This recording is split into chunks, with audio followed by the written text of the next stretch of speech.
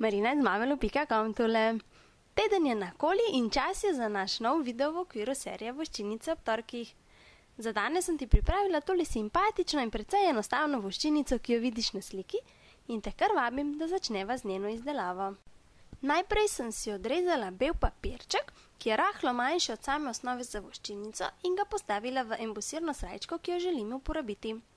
Nato sem vzela set štempilk, iz katerega bom uporabila tale venček, in samo štempilko z venčkom postavila na približno sredino voščilnice oziroma sredino embosirne srajčke, zato da bom točno vedela, kakšno širino želim imeti na sredini samega papirčka oziroma kje ne želim imeti embosiranega dela. Nato sem vzela ravnilo in kar s svinčnikom zarisala črto, do katere bom položila samo rezalno ploščo, in sam sendvič sestavim tako, da najprej postavim prvo rezalno ploščo in nato čez drugo, vendar samo do tiste meje, ki sem jo prej narisala s svinčnikom. Seveda pa moram biti pozorna, da samo embosirno srajčko obrnem tako, da bo vse skupaj šlo skozi mojo Big Shot napravo. Zdaj, kot lahko vidiš, si bom pomagala, da bo vse skupaj lepo naravnost kar z ravnilom, tako da bom samo ravnilo postavila ob črto, ki sem jo prej narisala s svinčnikom, in nato ob ravnilo postavila še drugo rezalno ploščo.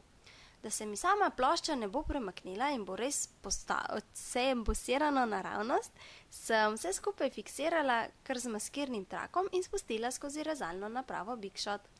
Enako sem ponovila še na drugi strani in na tak način dobila v sredini gladek del, ob robu pa lepo embosirano z motivom, ki ga ima sama embosirna srajčka. Ok, pa se lotimo sedaj kar otiskovanja. Ker želim, da sam venček pride lepo naravnost oziroma da bo otisnjen točno na sredino, tisti seveda, ki je sredinski, si bom pomagala kar s tem holcevim ravnilom, ki ima na eni strani normalno merilo, na drugi strani pa se v bistvu iz središča ravnila začne nula in potem na obe strani skala, in sicer na obe strani od nule naprej je enka, dvojka in tako naprej, in na tak način lahko čisto enostavno brez računanja in zelo hitro določim samo sredino. Ko imam samo sredino določeno, seveda sem si zarisala majhen križec z svinčnikom, postavim samo štempilko na akrilni blok in jaz uporabljam tale od Martha Stewart akrilni blok na penci. In v središču ima takle krogec in seveda tule pazim, da je tale krogec enakomerno na sredini tegale notranjega krogca venčka.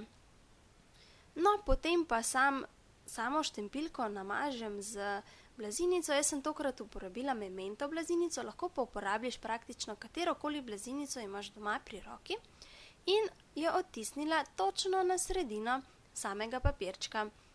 Pri tem pa mi je zelo prav prišel tisti križec, ki sem ga prej izračunala oziroma izmerila, tako da je vse skupaj lepo na sredini.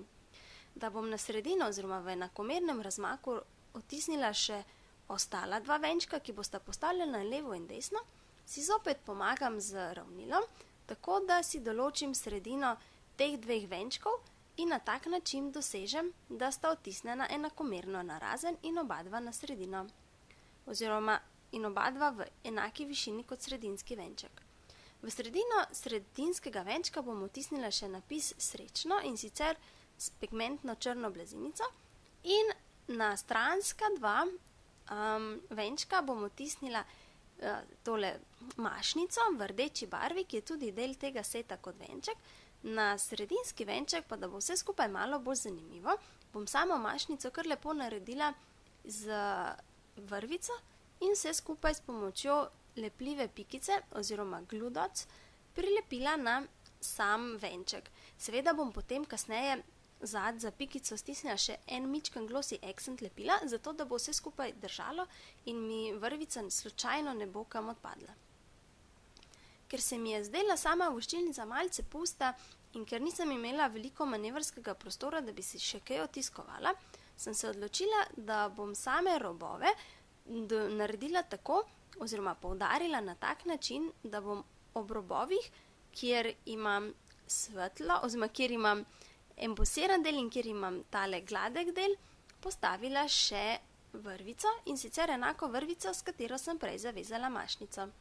Samo vrvico pa najlažje fiksiraš kar ali s selotejpom, še boljše pa kar s washi tejpom, ker se zelo lepo oblikuje oziroma postavi okrog vrvice in se ti na tak način vrvica niti ne bo kaj dosti premikala. In enako sem potem ponovila tudi na zgornjem delu, tako da sem dobila na obeh delih vrvico oziroma srebrno belo nitko. No, na zadnjo stran papirčka sem nato nanesla precej 3D pence, pri tem pa sem seveda bila pozorna tudi na to, da sem na vsako stran vrvice nanesla en košček 3D pence in jo na tak način še dodatno fiksirala. Sam papirček sem nato kar lepo prilepila na osnovo za voščilnico in sama voščilnica je gotova. Jaz upam, da ti je voščilnica všeč in da se tudi sama lotiš kakšne podobne izdelave, pogosto pa zelo prav pride, ko ti manjka kakšen dodatek, da ga pač dodaš kakšno mašnico ali pa samo vrvico in voščilnica dobi čisto nov pomen. Še voščilnica od blizu oziroma slikca voščilnice in to je v bistvu za danes vse. Upam, da ti je bila predstavitev všeč in da tudi sama poskušaš z izdelavo kakšne podobne voščilnice. Tako kot vedno pa imam tudi tokrat zate pripravljene še 3 videoposnetke in če si želiš ogledati, samo klikni na sličico in povezalo te bo na videoposnetek, katerega sličica predstavlja. Lahko se naročiš tudi na moj YouTube kanal in boš tako vedno obveščena, ko bom nanj naložila nove videoposnetke. Obišči pa me tudi na blogu in sicer tako, da klikneš na povezavo, ki ti jo bom pripela spodaj v opis in tam boš našla še kakšno dodatno zanimivost v izdelavi same voščilnice, predvsem pa te čaka tam tudi seznam vseh uporabljenih pripomočkov. Na koncu pa še najlepša hvala za tvoj ogled in en fantastičen dan še naprej. In čau, čau, do naslednjič!